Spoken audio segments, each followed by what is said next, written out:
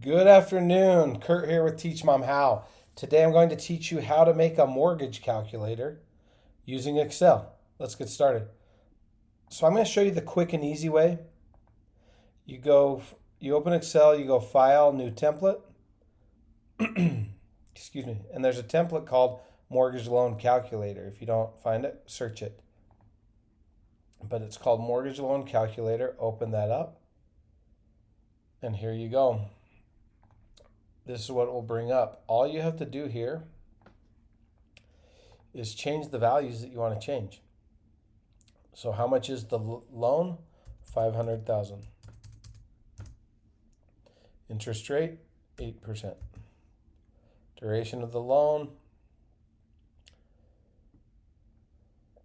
25 years would be 300 months. But it's a 30-year loan usually, 360. Okay. Loan amount 500,000. And then the start date. Change the date to whatever you want, and so on. It'll spit out your monthly payment, your total monthly payments, and all that information. That's the easy way. Now, they built this by using equations. Okay, and they created even an amortization table right here. But they built this using equations.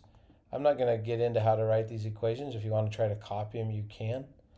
But that is how you do it the easy way. You create a mortgage loan calculator the easy way using Excel. If you found this helpful, check out my other tutorials on Excel and subscribe to Teach Mom How. Have a great day.